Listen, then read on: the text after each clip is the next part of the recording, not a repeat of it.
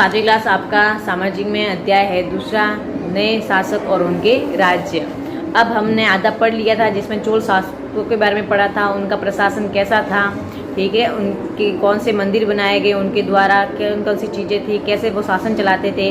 अब आ रहा है उसमें ही साम्राज्य का जो प्रशासन है, इसमें भी हमने थोड़ा पढ़ लिया था।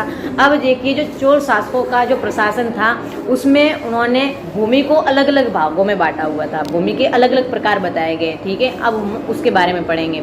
अब देखिए चोल अभिलेखों में भूमि की विभिन्न कोटियों का उल्लेख मिलता है, यानी चोल शासकों ने भूमि को अलग अलग भागों में बांटा गया है। वो कौन कौन सी भूमियाँ उनके बारे में पढ़ते हैं। वेलन वगाई पहला भाग आ रहा है, यानी पहली जो भूमि है किसमें बांटी हुई है, वेलन वगाई, गैर ब्राह्मण किसान स्वामी की भूमि। अब जो ब्राह्मण नहीं होता था उस किसान की जो भूमि हो वेलन वगाई कहलाती थी। अब दूसरी जो है ब्रह्मदेय, ब्राह्मणों को दी गई भूमि।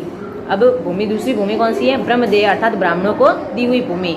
तीसरी है शाला भोग, शाला भोग का मतलब होता है विद्यालय को दान में दी गई भूमि या विद्यालय के रख रखाव के लिए की गई भूमि जो है वो शाला भोग भूमि कहलाती थी। फिर है देवदान, मंदिरों को उपहार में दी गई भूमि। और पल्ली चंदम, जैन संस्थानों को या जैनों को जो भूमि दी जाती थी, जैन संस्थान के रख रखाव के लिए उनको जो भूमि दी जाती थी वो पल्ली चंदम कहलाती थी। हमने देखा है कि ब्राह्मणों को समय समय पर भूमि अनुदान और ब्रह्मदेय प्राप्त हुआ। अब आपने इस बारे में पढ़ा कि ब्राह्मणों को राजा भूमि देते थे, परिणाम स्वरूप कावेरी घाटी और दक्षिण भारत के दूसरे हिस्सों में ढेरों ब्राह्मण बस्तियां हो गई। अब देखो ब्राह्मणों को भूमि दे रहे हैं, उनको सारी चीजें दे रहे हैं, तो इससे ब्राह्मण बस्तियां ज्यादा विकसित हो गई। प्रत्येक ब्रह्मदेय की देख रेख और प्रमुख ब्राह्मण भूस्वामियों की एक सभा द्वारा की जाती थी। अब ब्रह्मदेय की जो रक्षा थी वो ब्राह्मण के द्वारा की जाती थी। ये सभाएं बहुत कुशलता पूर्वक काम करती थी। इनके निर्णय शिलालेखों में प्राय मंदिरों की पत्थर की दीवारों पर ब्यौरेवार दर्ज किए जाते थे। अब जो ये ब्राह्मण भूस्वामी होते थे वो इन ब्रह्मदेव की रक्षा करते थे, उन राजाओं के द्वारा दी जाने वाली चीजों की ब्यौरेवाज लेखन करते थे। वो नगरम के नाम से ज्ञात व्यापारियों के संघ भी अक्सर शहरों में प्रशासनिक कार्य संपादित करते थे। अब नगरम जो कि व्यापारियों का समूह होता था वो काम करता था, प्रशासनिक कार्य में संपादित करता था।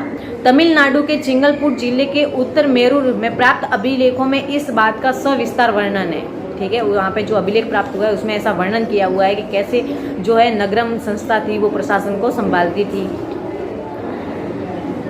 ब्राह्मणों की सभा का संगठन कैसा था। सिंचाई के कामकाज, बाग बगीचों, मंदिरों इत्यादि की देख रेख में सभा की विभिन्न समितियां होती थी। इनमें सदस्यता के लिए जो लोग योग्य होते थे उनके नाम तालपत्र के छोटे टिकटों पर लिखे जाते थे। यानी जो ब्राह्मण है, जो सभा का संगठन होता था ब्राह्मणों की, उस सभा के संगठन के सदस्य होने के लिए उन जो सदस्य होता था उसका जो नाम था वो टिकटों पर लिखा जाता था।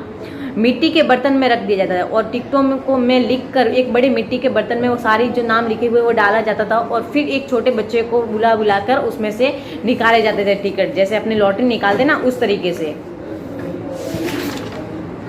इसी के साथ में आपका पाठ होता है पूरा, ठीक है। इसका होमवर्क जो है वो आपके